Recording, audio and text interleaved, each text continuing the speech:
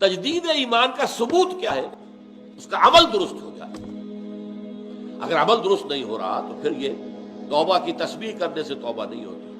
استغفر اللہ ربی من کل ذنب واتوب الیہ، 1000 دانے کی تسبیح لے کر بیٹھ جائیے، 1000 مرتبہ اس جملے کی جو ہے تکرار کیجئے، ذکر خدا بندی کا آپ کو ثواب مل جائے گا، توبہ نہیں ہوگی۔ صحیح توبہ کی شرائط 3 ہیں۔ حقوق اللہ کے ضمن میں اگر کوئی کوتاہی ہوئی، اور 4 ہیں اگر حقوق العباد کے ضمن میں کوئی کوتاہی ہوئی۔ سب سے پہلے یہ کہ گناہ پر واقعی حقیقی پشیمانی دل میں ہو کہ یہ میں کیا کر رہا ہوں، یہ پشیمانی کا ہونا لازم۔ نمبر 2، عہد کرنا کہ اب کبھی نہیں کروں گا، چاہے کچھ اس عرصے کے بعد پھر وہ کسی کمزوری یا ایمان کی حالت میں توبہ توڑ بیٹھے، یہ دوسری بات ہے۔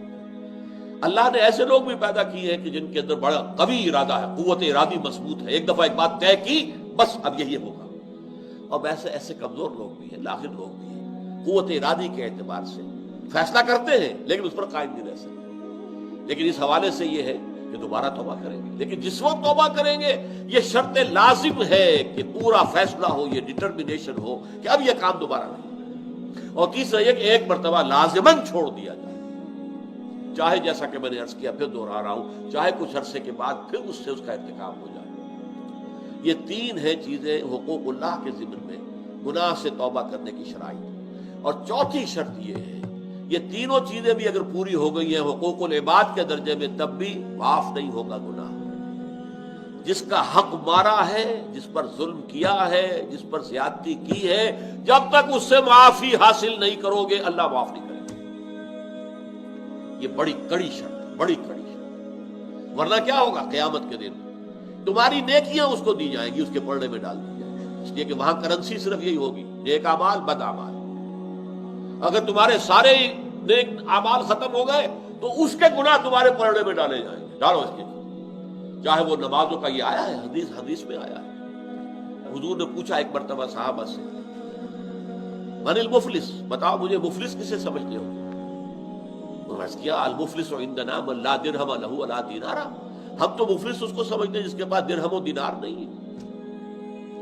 آپ نے فرمایا نہیں، میری امت کا مفلس وہ شخص ہوگا جو قیامت کے دن حاضر ہوگا کہ بہت نمازوں کے پنڈ بھر کے لایا ہوا ہے، بہت اس نے روزے رکھے ہیں، بہت حج کیے ہیں، سب کچھ کیا ہے، لیکن اکل مال ھذا، فلاں شخص کا مال ہڑپ کر گیا تھا ناجائز طور سے، وشتم ھذا، فلاں کی جو ہے گالی دے دی تھی، کسی کی یہ غیبت کی تھی، یہ سارے مدعی جمع ہو جائیں گے، کسی کو اس کی نمازیں دے دی جائیں گی، اچھا بھائی یہ نمازیں اس کی تم لے جاؤ، کمپنسیشن تمہاری حق تلفی اس نے کی ہے، یہ کمپنسیشن۔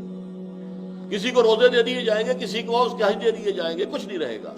اور ابھی دعوے دار باقی ہوں گے، اب کہا جائے گا کہ ان کے گناہ جو ہے وہ اس کے پلڑے میں ڈالنے شروع کر دیں، اور وہ ان کے گناہوں کے بوجھ میں دب کر جہنم میں ڈال دیا جائے۔ یہ ہے معاملہ توبہ کا۔ الا من تاب وآمن وعمل عملا صالحا فاولئک یبدل اللہ سیئاتہم حسنات، تو یہ وہ لوگ ہیں اللہ تعالیٰ ان کی برائیوں کو نیکیوں سے بدل دے گا۔